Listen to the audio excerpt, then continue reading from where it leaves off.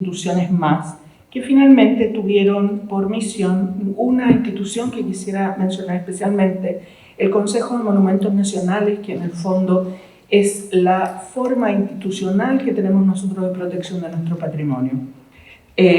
Todo este cuerpo comenzó a juntarse a partir del año 2013 y esto materializó en algo muy importante, que fue finalmente que Chile suscribiese el acuerdo de la UNESCO del año 70, que todavía no lo había a esa altura firmado.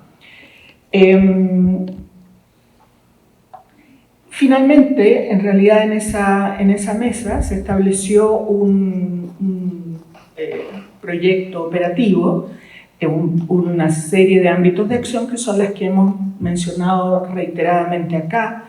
No tienen mucha novedad, que es en el ámbito legislativo, en el ámbito de educación, capacitación y difusión. Educación y capacitación básicamente para los funcionarios que están en directo vínculo con el tráfico. Ya vamos a ver en un ejemplo que les voy a dar que uno de los temas graves para nosotros es que la policía no sabe reconocer los bienes patrimoniales. Bueno, en general se parece, no sé, una vasija prehispánica sabe reconocerla, pero respecto de documentos no, realmente hay muy poco conocimiento. Bueno, y también en el operativo, que es en donde está trabajando el archivo fuertemente. Como les decía yo, en el año 2014 Chile ratificó la Convención sobre las medidas que deben adoptarse para prohibir e impedir la importación, la exportación y la transferencia de propiedad ilícita de bienes culturales, que es la del año 70. Eso nos dio un marco jurídico internacional y, por lo tanto, nuestras instituciones encargadas de la gestión del patrimonio a nivel internacional tomaron por primera vez esta función como una función básica del Estado. Es decir, llevamos 3 años de desarrollo.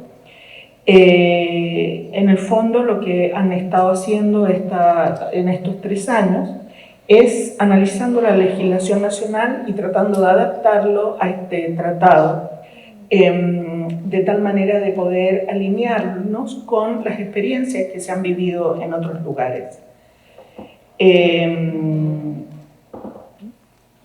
Actualmente existe una mesa de trabajo en el Servicio del Patrimonio que está reuniéndose en forma sistemática y avanzando en este tema. Ahora, más allá de esta mesa de trabajo, que tiene todavía seguramente este año y el próximo van a comenzar a salir sus primeros productos, más allá de eso, nosotros naturalmente que hemos tenido experiencia tanto de apropiación indebida de nuestros documentos, tal vez la más simbólica, para que entiendan un poco cómo funcionaban las cosas en Chile hace algunos años, es que alguien hurtó el primer volumen de los escribanos de Santiago, que era la parte más antigua de los escribanos, un poco así como el protocolo ambulante de ustedes, el número 1, que abarcaba los primeros años de la conquista de Chile, es decir, a partir de 1544-45. Y hasta el día de hoy nunca ha aparecido, pero esto ocurrió en los años 70, y el director de la época simplemente mantuvo esto en silencio, no quiso hacer ninguna denuncia, porque en el fondo ponía en peligro su propio trabajo. Ya está fallecida esta persona, así que puedo decirlo con toda tranquilidad, que la gente preguntaba y preguntaba por este volumen y le decían vaguedades, y hasta que yo llegué al archivo como directora del archivo histórico, todavía habían muchos funcionarios que ocultaban esta información. En realidad recién entonces en los años 2000 comenzó a poder hablarse abiertamente de esta pérdida, y después de eso también hemos sufrido otras pérdidas producidas fundamentalmente por funcionarios de nuestra institución, lo que nos ha dolido profundamente.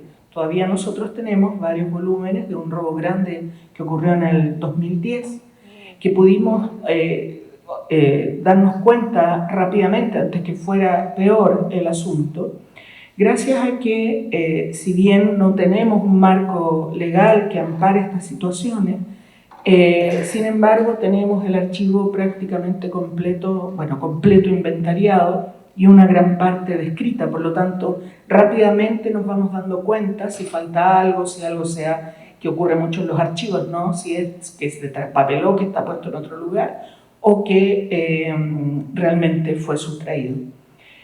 Bueno, respecto de las experiencias que tenemos en este tema, que son anteriores a la formación de esta mesa interinstitucional, nosotros anualmente, nosotros tenemos por ley, por mandato, el adquirir los documentos que puedan ser de interés para la historia nacional.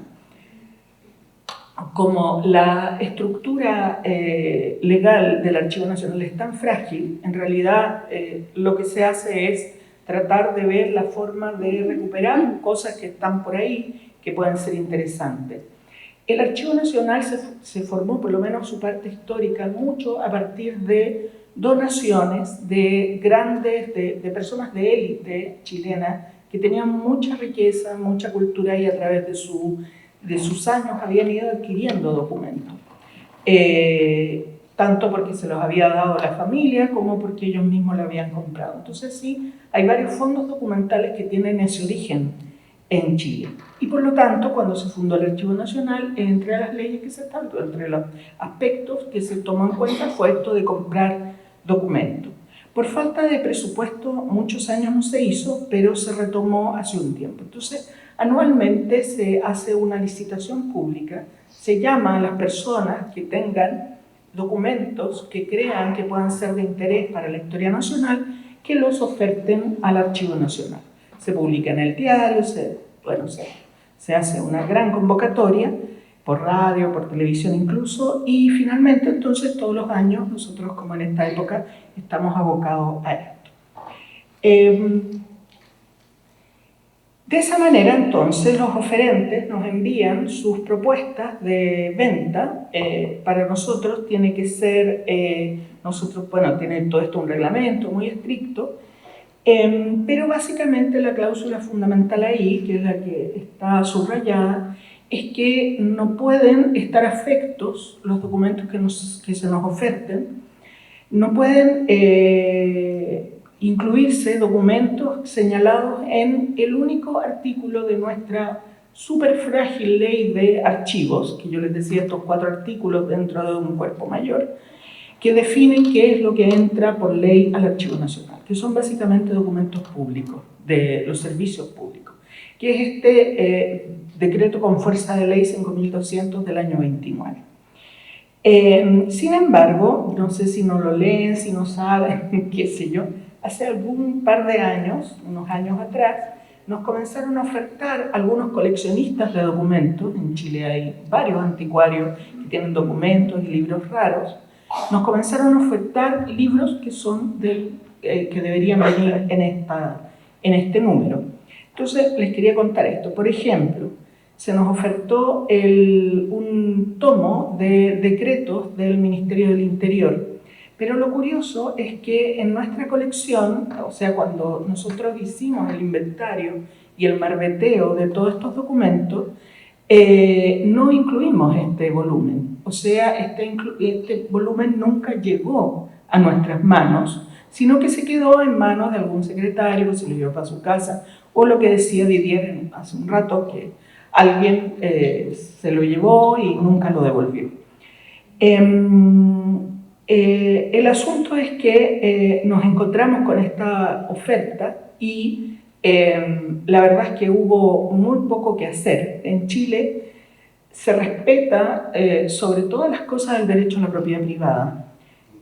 Por lo tanto, si este volumen no estaba incluido en nuestro inventario, no había forma de recuperarlo, aun cuando nosotros supiéramos que era un volumen del 5.200.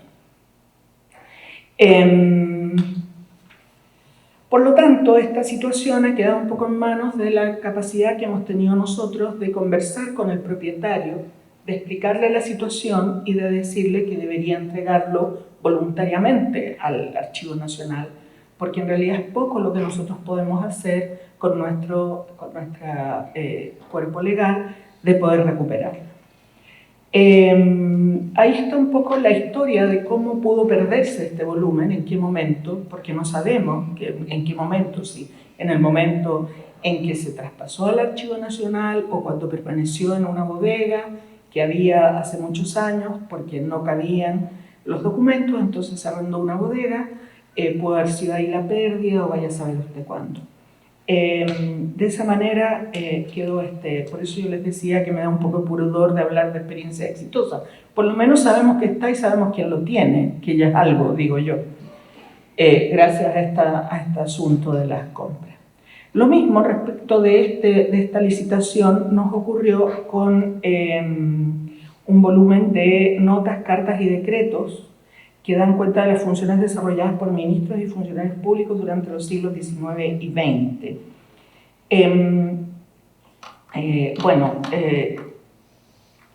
Exactamente la misma situación, que tampoco sabemos, no aparece, nosotros sabemos que es un documento nuestro, que son documentos nuestros, no sabemos en qué momento se perdieron, si los fueron destruidos, sacados de su volumen, arrancados, pero nos llegaron a través de esta fórmula también, a partir de anticuarios. Otra documentación que es otro caso es una documentación que también nos ofrecieron de un gran estadista, político chileno y además investigador, historiador, etc., Benjamín Vicuña Maquena, un poco el equivalente de ustedes de Ricardo Palma, es una cosa parecida, que, bueno, tengo que decirlo aquí y con toda honestidad, durante la guerra que tuvimos entre nuestros pueblos, él y otros historiadores chilenos hicieron un saqueo de bibliotecas y archivos peruanos, que a mí personalmente me avergüenza mucho. Él era un hombre, como les digo, un hombre muy relevante, y nosotros sabemos que dentro de su fondo, que finalmente fue entregado al Archivo Nacional, hay una cantidad de documentos que fueron extraídos del Perú. Eso no es ningún misterio, hay muchos investigadores peruanos que lo saben, y simplemente tenemos que buscar la forma de que eso pueda ser devuelto.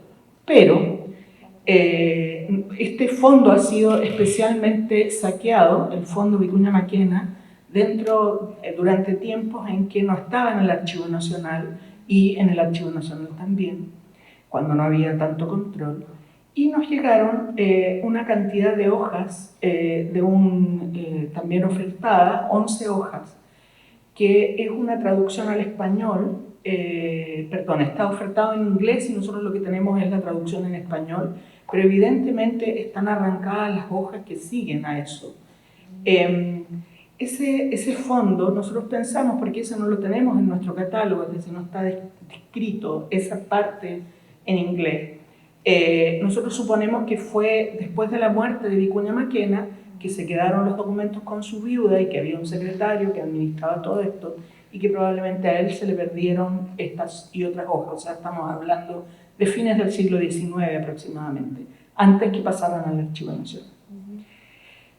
Finalmente, bueno, también un volumen de Ministerio de Guerra y Hacienda, una cantidad de telegramas, que pasa lo mismo que con el volumen que les mostré al principio, es decir, que están que nunca llegaron al Archivo Nacional o que llegaron y se perdieron antes que se hiciera el inventario. Y los inventarios que nosotros tenemos de esa documentación son de la postdictadura, o sea, de los años 90 en adelante. Y por lo tanto no tenemos ningún instrumento para poder exigirlos de vuelta. Bueno, nosotros entendemos que todo esto ha ocurrido porque ha habido vulneraciones por falta histórica de instrumentos de control y descripción, necesidad de peritaje especializado también a nuestros documentos. Y bueno, vamos presentando los casos que nos van tocando a esta mesa para que se pueda incluir el tema del patrimonio documental dentro de las preocupaciones de las autoridades chilenas. Y lo único que hemos podido hacer ha sido vetar a ciertos oferentes porque entendemos que vetarlos simbólicamente, porque entendemos que están traficando con documentación que es estatal. Y bueno, fortalecer la comisión de compra de adquisición de documentos, para que puedan poner mucho más atención a los documentos que están siendo ofertados. Sí, estoy casi terminando. Bueno, nosotros además de eso tenemos una coordinación alta con los agentes que persiguen estos delitos, nos conocemos y por lo tanto tenemos mucha cercanía. Hace un tiempo, y esto para que ustedes vean a nivel global en Chile del tráfico, apareció otro coleccionista que tenía una cantidad enorme de piezas paleontológicas y arqueológicas, y entre ellos habían documentación que nunca había entrado al Archivo Nacional, y eso depende también de la fragilidad de nuestra ley, y que correspondían a juzgados de letras que deberían estar en el archivo y que no estaban, vaya usted a saber en qué bodega por ahí perdido, y entonces el encargado de la bodega los va vendiendo y algunos de estos coleccionistas los van comprando, y de esa manera se va perdiendo nuestro patrimonio.